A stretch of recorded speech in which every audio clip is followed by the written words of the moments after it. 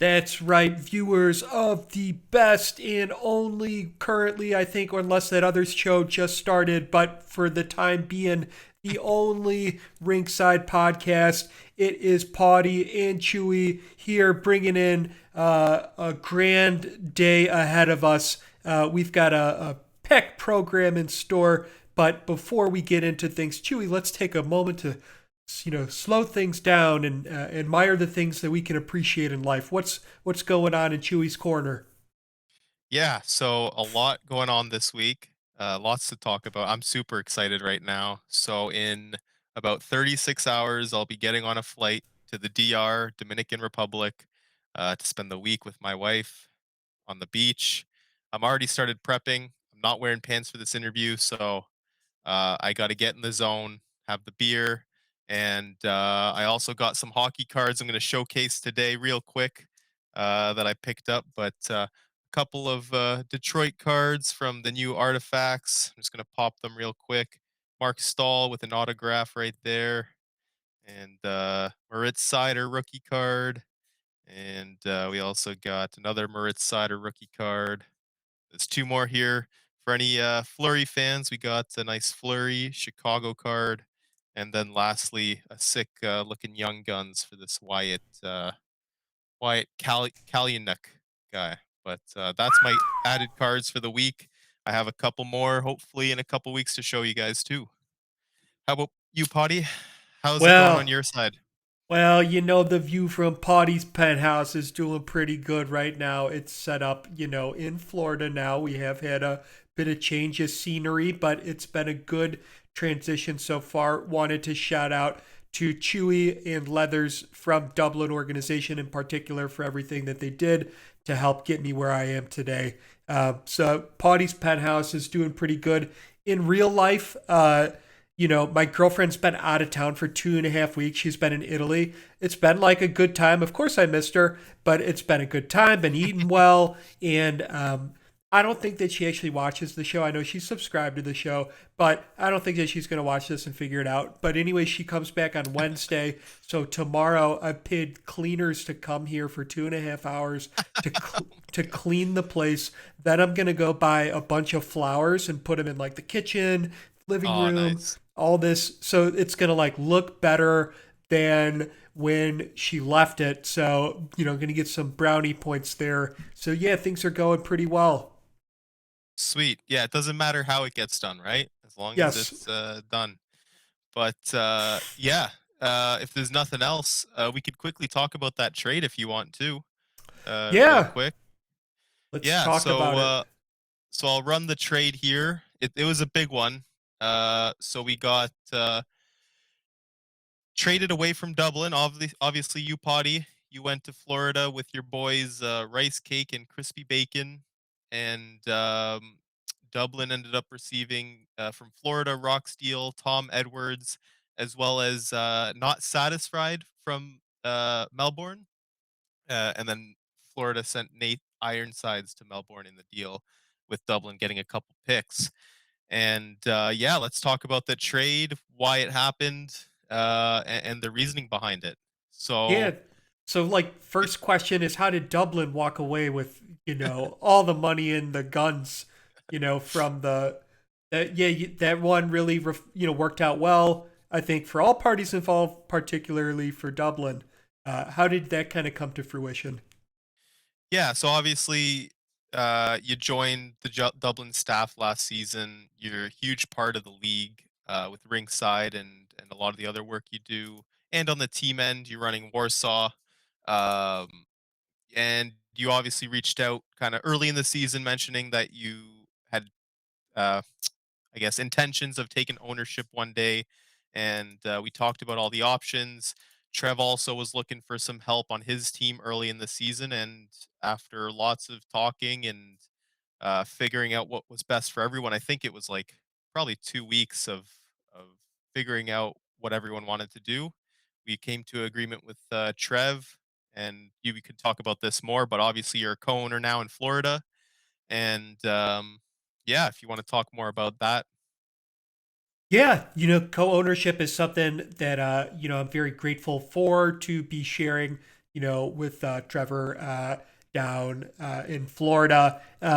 It's what I think like a natural kind of growth for somebody that starts off as like a minor league coach. Then you'd kind of aspire to apply some of these like team leadership kind of um, particularly for me, it's in like the analytical kind of like rigor of kind of capturing data, identifying trends, being able to change things and measure them through like a scientific approach, which you want to replicate at like the highest level of competition, which naturally goes from the minor leagues to the pro leagues. So it's really good for me, and again, happy to be sharing this journey with Cake and Bacon. I think that Cake having came here from the Bucks with me, we had a really great first season, and I think we still, if we had stayed on Dublin, would have had a good season. But I think that we were kind of looking for a little bit of a jolt or a shakeup to influence us, and then I think Bacon's just along for the ride. He's looking for somebody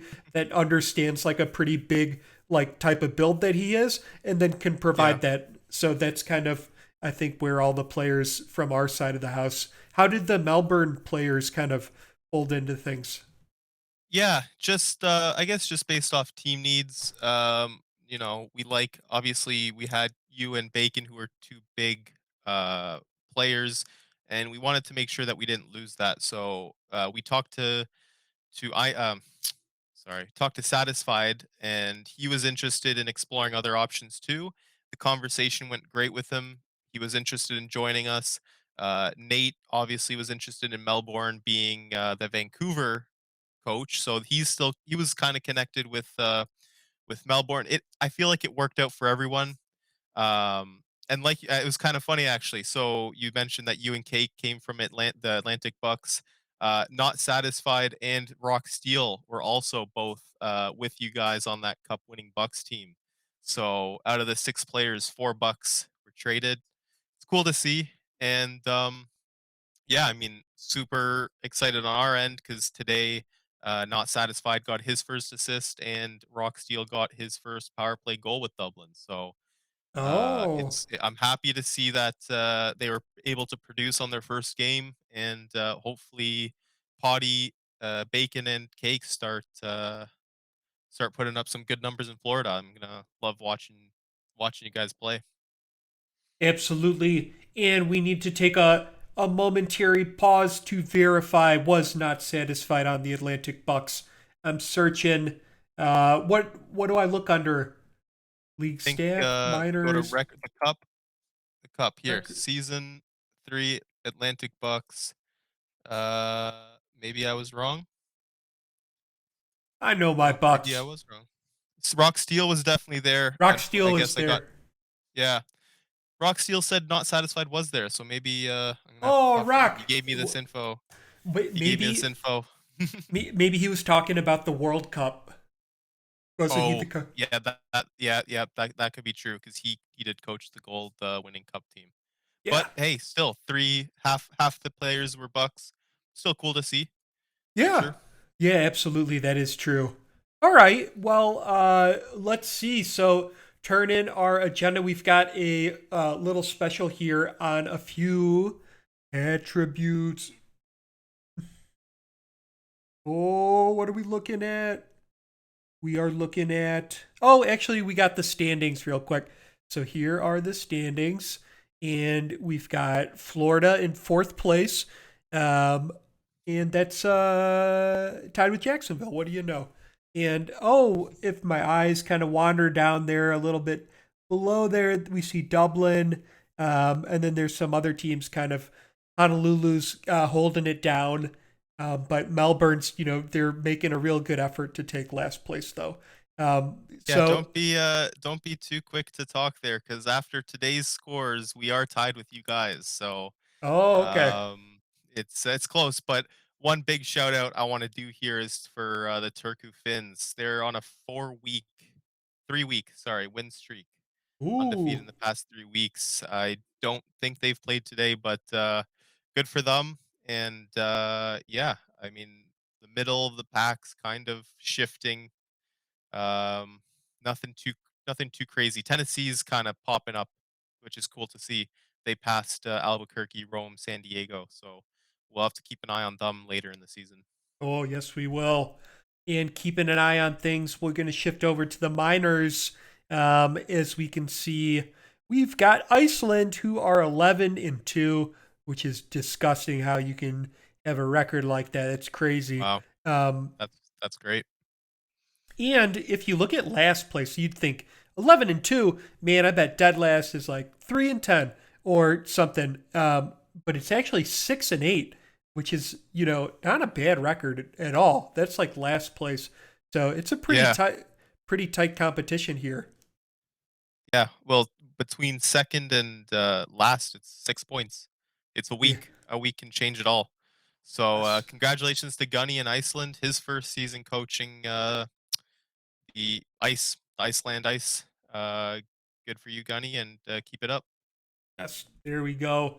And we're going to move on to our discipline, body checking, and penalty infraction minutes table. So, what are we looking at? Look at this beautiful, colorful thing. It's got green and red, white. What are we looking at? Okay, so we were wondering for teams that have very high body checking.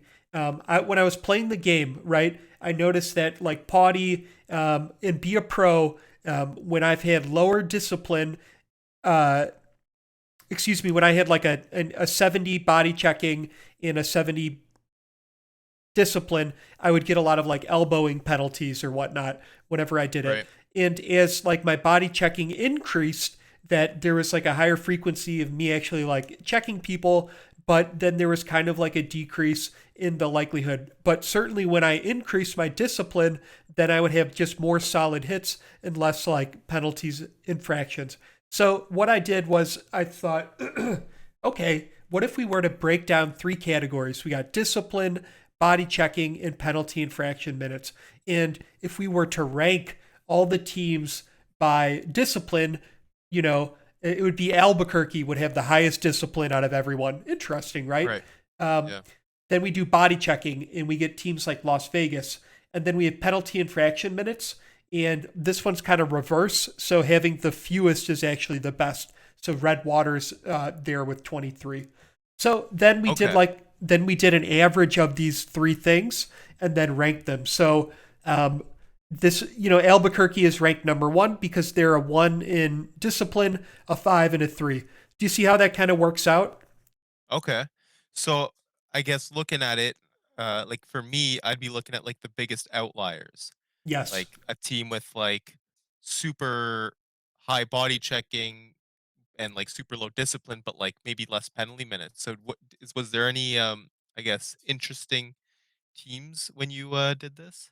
Yeah, so there were three. So number one was Albuquerque, which showed that they have the fifth highest body checking. So they're putting in work when they're like throwing out hits. But because they Right. have that number one discipline, they're actually third in penalty minutes, which is fantastic. So they're that number one. We kind of touched on them. Second was Melbourne. I got for the Martyrs over there. They are last place in discipline. They have no discipline.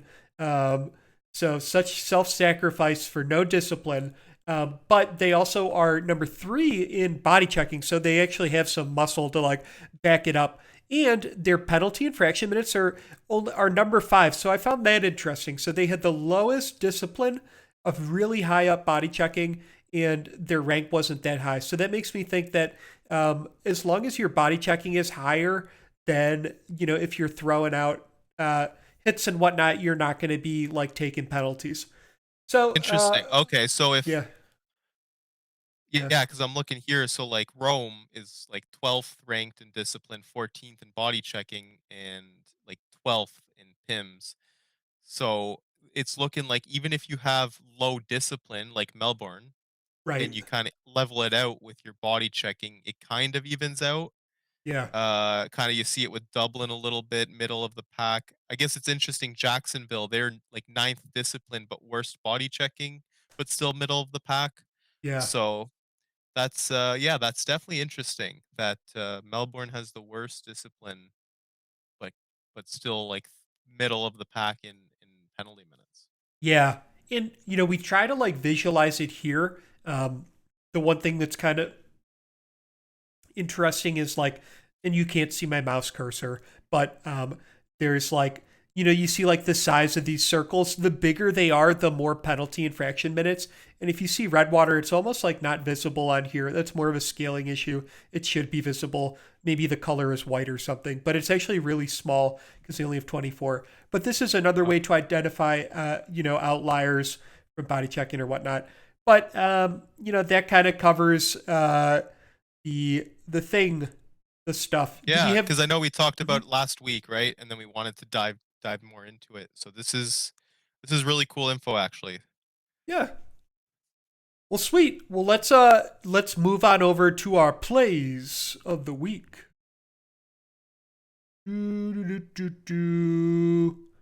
All right, starting us off, we have by popular demand and of the utmost request, we've got Mighty Duck coming in across one crease to the other.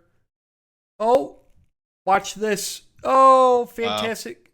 And that was not only Mighty Duck's first goal in the pros, it was also Mighty Duck's first goal ever. He never scored a goal in the minors. So this was his first goal ever. Congratulations, Duck. Yes. Next up, we got Leathers the Magician. Here we go. Leathers fighting for the puck here. Ends up stealing it off San Diego and shoots it right through Lassick, and he ends up knocking it in himself. It looks like he gave some compulsion to Lassick to just tap it in for him there. Oop, Oops. oop. All right. And next up, we've got coming around the bend, gladiators battling for it. We've got somebody gets it to Brown, and Brown, congratulations, first career pro That goal. uh, that might be false. He did play in the pros last season, and he ended up going back to the minors. But it is his first goal as a unicorn. Okay. I do believe he scored last year for I think Melbourne. He played on Melbourne last year. All right. Well, Joe, you better figure out your story if somebody's out there claiming that this is your first pro goal. So, all right, number 4. Next up, we got our boy Chester Chess against Florence. He ends up putting in 3. That's his hat trick goal.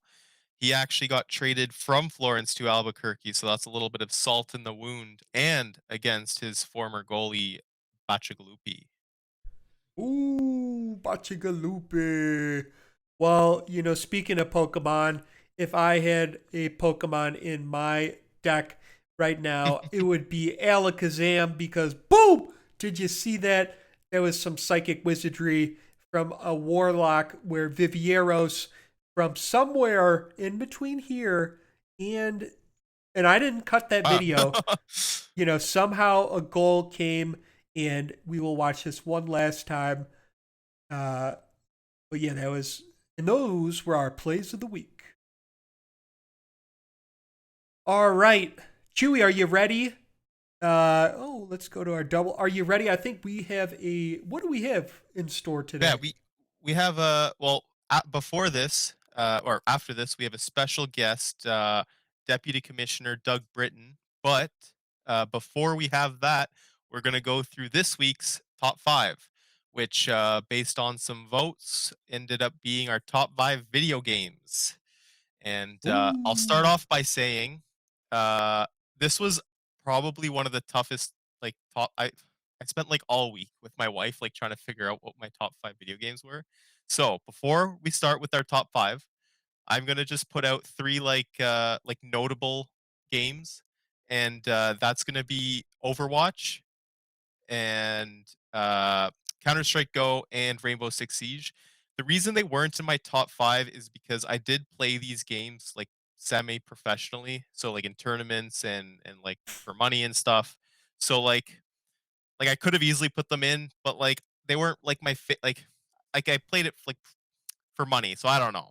I wanted to choose 5 other games, but I wanted to put these out there because I do love these games. I probably like total, maybe 4 to 5 thousand hours with like all three games played. So I needed to put that up there because they like took up most of my life. But we can go to our top fives.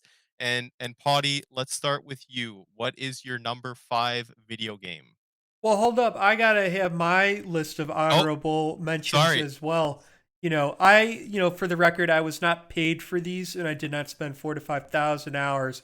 But I wanted to cover a few bases. So, we've got one of the ones I forgot was like RTS games as a whole. So I don't have to list all these. You should probably recognize them by their icons. But those are my honorable mentions. Yeah, that So just goes to show how hard this top five was. That like you needed the honorable mention. Feel like we could have been like a top 15 easily yes. on this So, category. so number five, we've got what's that? SNK do do do do do do do do baseball stars. Oh, that's right, the baseball stars. This was an NES game, 1989. It came out. It had 14 teams, including the American Dreams, Ninja Black Sox, and the lovely ladies. You know, let me tell you, the Ninja Black Sox, I was reading that and I said, wow, what a killer name. In fact, that's such a killer name. I'm going to go to ninjablacksox.com. I went to it, nothing popped up, so I bought it. And now it redirects to Pawtai.com. So you can type in ninjablacksox.com and it'll redirect to Pawtai.com. But this was my number five game, Baseball Stars. Nice. And, and for Well, you, number five. yeah. So my number five is Shadow of War, Middle Earth. So this is the second installment of the Mordor games. I think the first one, or the first one was Shadow of Mordor. This one's Shadow of War. The reason this is in my top five, I've played through it 3 times total, the full campaign. Uh, the really cool thing about this is when you die, it impacts the game, like it impacts your enemies. So when you die, whoever kills you will like rank up. So if you get killed by like some nobody NPC that like has no name in the game will then give them a name, make them a captain, and then like become your nemesis. And same with like other captains. So every time you die from someone, they level up and the game gets harder. And you can also like recruit uh orcs and stuff like that to your army because of the ring that you have, so you can recruit your army, rank them up. It's such an intuitive game. Uh, like I love it so much. I've spent so many hours playing this. The playthroughs are completely different because of the army you could put together. And if you haven't played this, this is probably like one of the best open world campaign games that you could play. And if you're a big Lord of the Rings guy, I mean, like, how can you not play a Lord of the Rings game? Exactly. And I'll always remember in the second movie where they ran up to that hill, Gimli played that from the really big horn. Oh, that was so sick. Uh, Yep. and moving on to number four, we've got Super Smash Brothers Ultimate. I certainly remember the 360. I had a Wii. I never really got into Brawl or Melee, but Ultimate, I definitely did. And my mains here, we've got Ganon doing a flying leg kick, and we've got Wolf. So I like the heavy builds, but those are mine, and that is number four. Nice. My main is Bowser in Brawl Oh, and big Ultimate. But boy. number four, we got the classic old school RuneScape. I think in school, like when I was in elementary school, I think I spent every afternoon after school playing this game. You know, mining, cutting down trees, going into the wild, trading. It was like it's just a classic. I still have it actually. So like obviously they have like the new school RuneScape. I'm not a fan. I like the old school stuff. I still play it. I'm a big miner. That's kind of what I focus on. But I mean, I think everyone's played this game. It's just a classic. It's you can't beat it. Ooh, it's good when it's got old school in the name. And that was number four. So number three, we've got Guitar Hero Oh, 3 nice. Legends of Rock, and shout out to Chewie. You're not gonna be able to hear the music, but they're playing the music. This is my favorite song. It is Knights of Sidonia by Muse, and this is the part that's like the hardest solo to get in this guy's 5 star. But we'll kind of close this down and move over to your number 3. Yeah, so number 3, State of Decay 2 Juggernaut Edition. I started playing this game actually pretty recently, and I've probably played through it 25 times. It's not like it's I don't know, it's a campaign, but like it's a quick one. Like you could probably play it in like a couple weeks. And that's I don't know, quick to me, I guess, but it's probably the best zombie game I've played. It's a very like building, crafting, looting zombie game, and they add a lot of like storylines to it and recruit. Like I love the recruitment aspect and like building like your society. So you kind of do this in this game. You make choices that affect your people and yourself. State of Decay 3 is in like getting made right now, so I'm super excited for that game. But the really cool thing about State of Decay 2 is again, whatever you do impacts like you later. So if you like build a good society and then once you complete the game, they go into like a pool of players that you can use in future playthroughs. So like you could play a couple easy difficulties, kind of get a feel of the game, and then you can take those like built up players into the harder difficulties. So you're not like going in vanilla, which I kind of do like half and half. Like I'll go vanilla sometimes to like get the full experience, but it gets difficult. So sometimes you need the good starting bonus. But Decay 2 probably the best zombie game out there. Wow. Great review. I've never played it, but it sounds compelling. All right. And State of Decay 2. And now for my number 2. And I did FPSs. So I split my FPSs into two things. One is LAN, and the other is like Wi Fi. So, Wi Fi, I have Battlefield 1. I'm playing that right now. I've been playing that since PlayStation 4. I play it now on Xbox One. Battlefield 1, you can have like 64 on 64. That is what we're looking at, is like one of the behemoths, an airship that went down. This game's so sick. And I either main a sniper or a medic, and I'm pretty good. Every time I get in the top 3, I take a screenshot, and I have a lot of them. And now Nice. for the LAN, this is Halo 2. We're on coagulation. You can Classic. see it. You can see a banshee's about to pull off. I remember doing throwing stickies at those, or like getting in them and going to the sniper spots on different levels. But that would be my favorite number 2 game if we're playing LAN. All right, Sweet. number 2 for you is Yeah, so my top two, I'll preface this by saying my top two are both games that I would instantly spend like the most amount of money for remakes or remasters. So my second top two is Need for Speed Underground 2, by far my favorite racing game ever. Played it on GameCube when I was a kid. I still turn it on now and play. It had like the best customizations in my opinion. Uh, like I love ricing up my car to look like just stupid, and this was the game. The racing obviously was like not the greatest because you can just like ride a wall and like you can just crash and keep going. But if they remastered this game, which I don't know why they haven't, because I feel like this was the best Need for Speed game, I would buy it in a heartbeat. I'd buy 3 copies just to say thank you for making a remaster. And yeah, Need for Speed Underground 2, GameCube was the fucking bomb. a bomb. Damn. Well, you heard it here, and I won't contest because I'm not a huge racing fan. But Oh, all power to you. All right, and number 1. I mean, this isn't even in question right now. I mean, obviously, OOT, the Ocarina of Time, is the best video game ever created. My favorite activity in the game was catching fish so big that they wouldn't fit on the screen. I remember writing that down on a note and leaving it for my dad because he was like working late. And when he got home, I was asleep. But he read that note, and I said, like, "Hey, Dad, guess what? I caught a fish so big they couldn't fit it on the screen." Um, and my favorite song in the game is this one. And if you can figure out, Chewie, do you remember where this is from? I don't.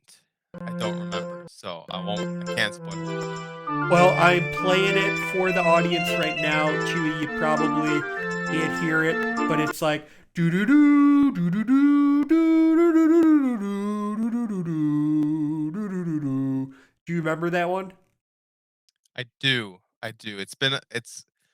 I didn't play Zelda too much. I played a little bit, but that was when I didn't. I never replayed it, so I have Okay. vague memory of this.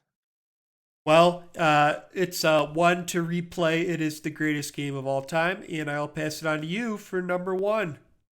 Well, my greatest game of all time has got to be Pokemon Emerald on Game Boy Advanced.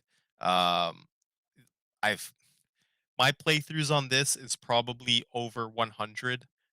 Like as a Yeah. kid, I played this game on my Game Boy Advance all the time. I had a bunch of other Pokemon games. This was the only one I'd ever replay. As an adult, every phone I've gotten, I've purchased an emulator and downloaded this game so I could play on my phone. Playing a playthrough right now on my phone again. Uh, the Elite Four, they're not elite. I've beat them 1,000 times. Like this is how much I love this game. I'm pretty upset they haven't remastered this game too. But you know what? I'm kind of glad because I want them to like perfect it. I want them to make this like the perfect remastered Pokemon game, so I Hmm. can buy it on my Switch, play it, and yeah, Pokemon Emerald, best Pokemon game ever, Gen 3. I'm gonna go through my six Pokemon real quick if I can remember. So we got Machamp, Alakazam, Gyarados, and Rayquaza, and now I'm forgetting my last two. Oh, Sharpedo, and I can't remember my last one. But that's okay. Either way, I love this game, and I'm probably gonna get a Pokemon tattoo, something related to this game or these Pokemon. I Yeah, just don't know Mole what yet. Trace. Mole Trace. Mole Trace. All right. Well, all right. Well, that leaves us for our conversation with Doug. Yeah, and real quick, everyone, comment your top 5 video games in the YouTube video or in the Discord because I think it's really cool that everyone posted their top 5 movies. It's really cool getting to know everyone and seeing what everyone likes. Yeah.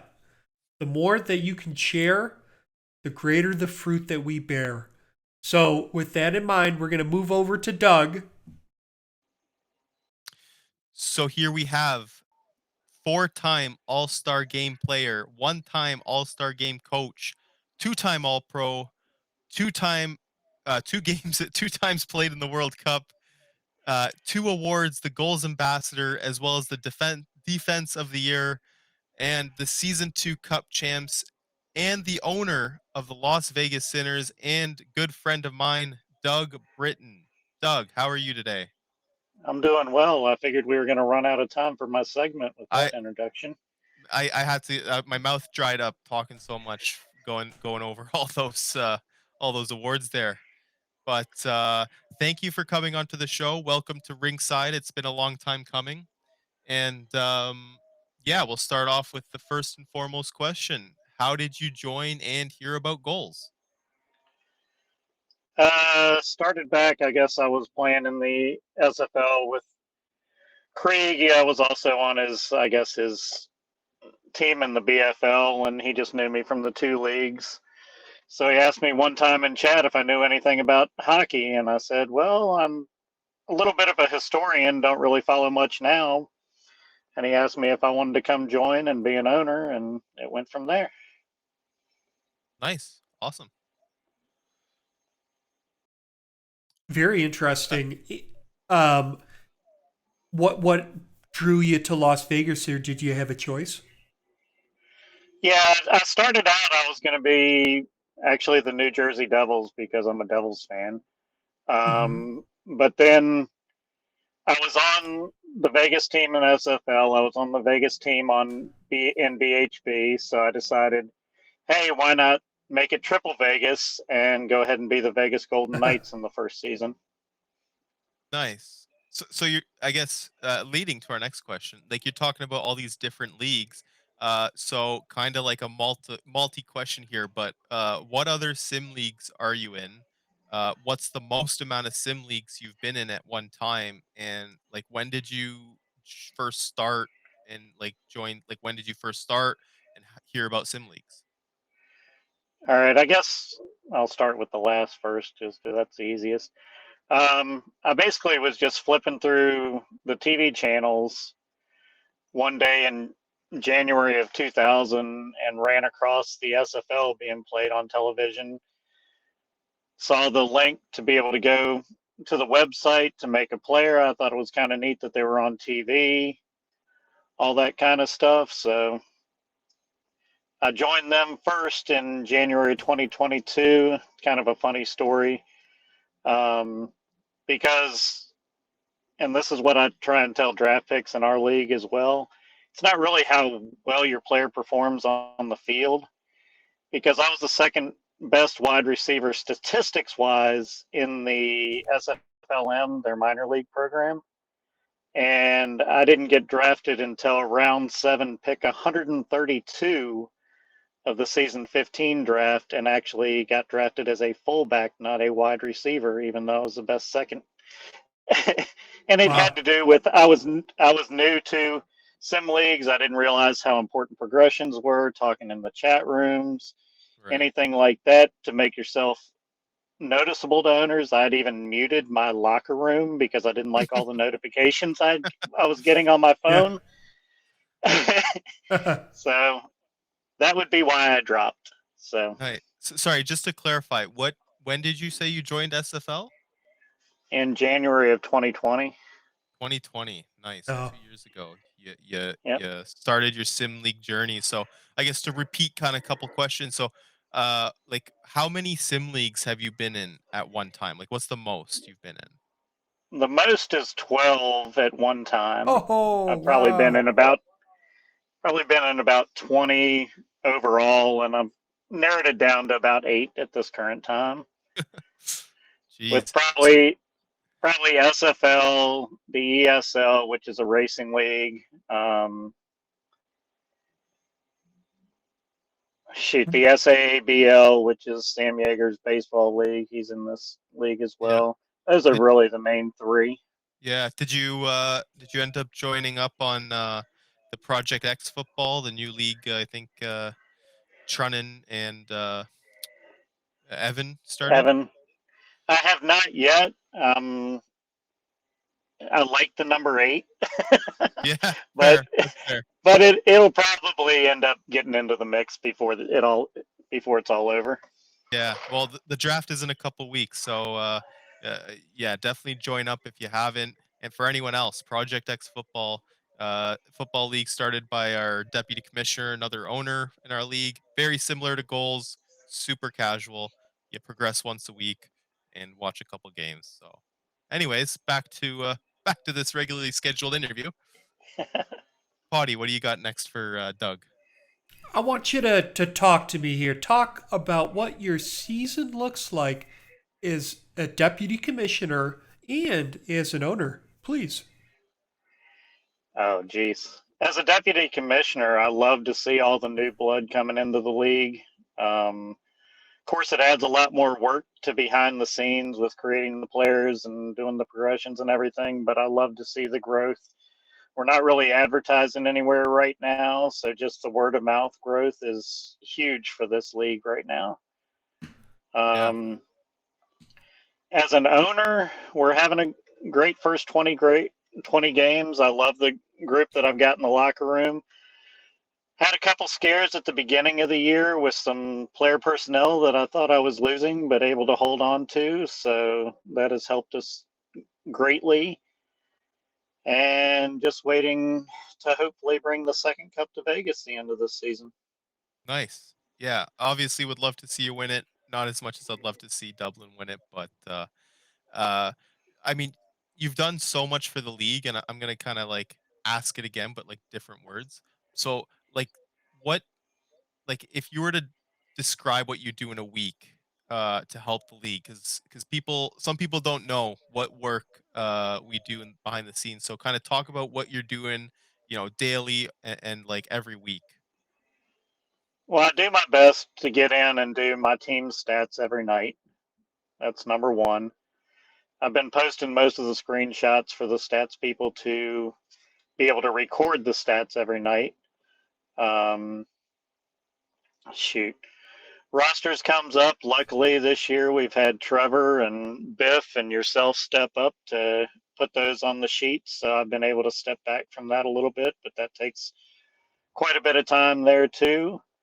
Um, and I've basically been focusing on the in-game portion of that, which is inputting the progressions into the game and also creating all the new players, doing all the transactions in game, that type of stuff. Yeah, yeah. So like pretty much every weekend, while everyone thinks kind of goals is on rest, Doug spending the weekend putting in progressions and making sure the game is ready for next week, which is awesome. One thing that a lot of people don't know is he's pretty much set up a bunch of streamers for the league. I won't go more into it unless you don't want to. But yeah, you've definitely helped the league get to where it is. So a huge thank you from us. And yeah, I just wanted to showcase kind of like how important you are to the league because I don't think a lot of people know. Well, I appreciate that. This isn't a pat on the back session. This is just an interview, but thank you for that. Well, you deserve it for sure. Well, I must say I wasn't totally aware before this, but knowing going forward, super grateful for what you do as well.